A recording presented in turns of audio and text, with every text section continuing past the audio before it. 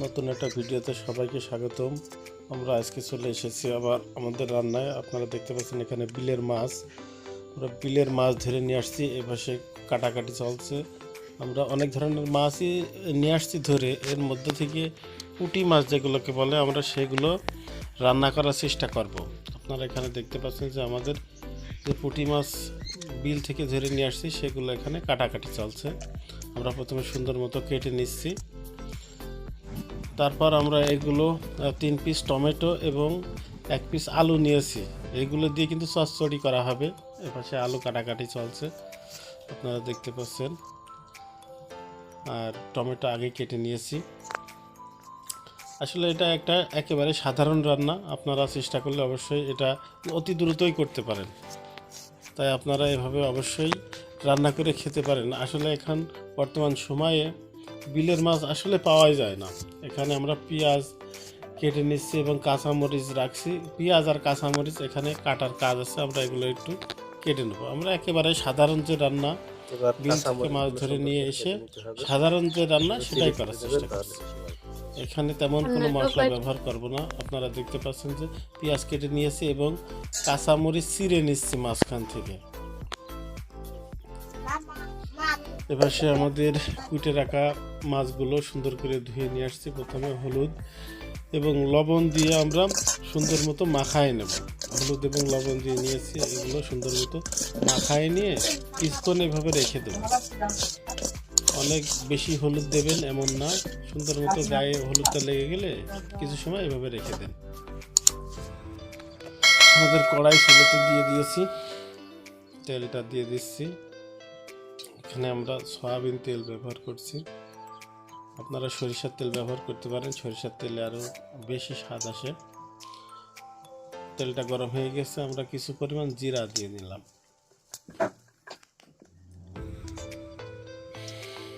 তারপর আমাদের কেটে রাখা কাঁচামরিচ এবং পেঁয়াজ দিয়ে বেশ কিছু সময় একটু ভাজা ভাজা মতো, বেশি করা যাবে না, অল্প কিছু সময় একটু তেলের উপরে নাড়াচাড়া করে নেব।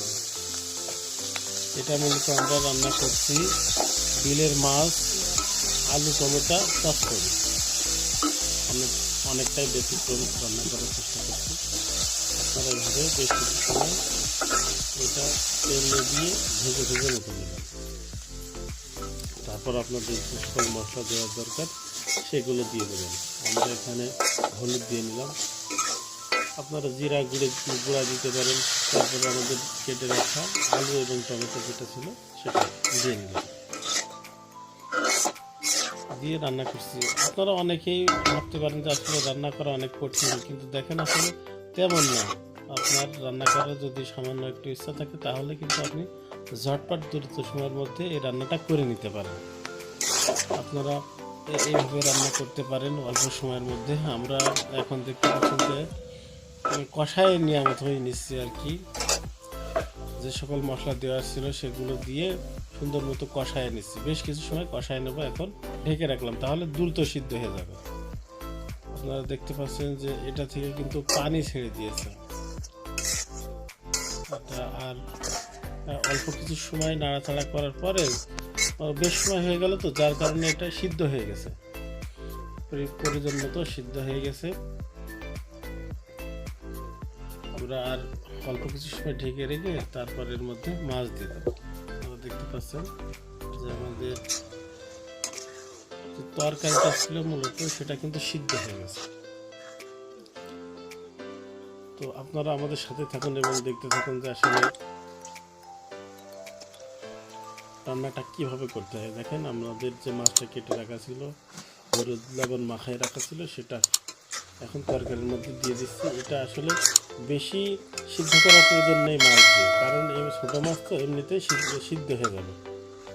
আমরা এই অবস্থায়, এই তরকারিটা কষানো অবস্থায় বেশ কিছু সময় এই মাছটা দিয়ে সুন্দর মতো নাড়াচাড়া করে নেব। তারপরে কিন্তু আমরা অল্প কিছুটা পানি দেবো। আসলে সিদ্ধও তো হওয়ার দরকার, যার কারণে আমরা অবশ্যই কিছুটা পরিমাণ পানি দিয়ে নেবো। আপনারা দেখতে পাচ্ছেন যে অল্প পরিমাণ পানি দিয়ে নিলাম। এবার বেশ কিছু সময় জ্বালাবো। এই সময়ের মধ্যে আমাদের তরকারিতে স্বাদ চলে আসবে এবং খেতে অনেকটাই ভালো হবে। আপনারা দেখতে পাচ্ছেন, আসলে দেখলে বুঝতে পারবেন যে বিলের মাছ আর যারা বিলের মাছ খেয়েছেন তারা তো অবশ্যই বিলের মাছ সম্পর্কে ধারণা আছে। বর্তমান সময়ে আসলে পাওয়াটাই হচ্ছে বেশি কষ্টের। আমরা নিজে ধরে আনছি যার কারণে আমরা মাছগুলো পেয়েছি আজকে। আমরা পরবর্তীতে আরও অনেক বিলের মাছ আপনাদেরকে দেখানোর চেষ্টা করব। আপনারা আমাদের রান্না দেখতেই থাকবেন। আপনারা দেখতে পাচ্ছেন যে আমাদের রান্নাটা প্রায় শেষ পর্যায়ে চলে যাচ্ছে আস্তে আস্তে। তবে আরও কিছু সময় জাল দেওয়া লাগবে, এই পানিটা আসলে থাকবে থাকবে না এরকম একটা পর্যায়ে নিয়ে চলে যাবে। তো আপনারা দেখতে থাকুন যে আমাদের রান্নাটা আসলে কেমন হয়। তো শেষমেশ আমাদের রান্নাটা হয়ে গেছে। ভিডিওটি দেখার জন্য সকলকে ধন্যবাদ। আজকের মতো এ পর্যন্তই।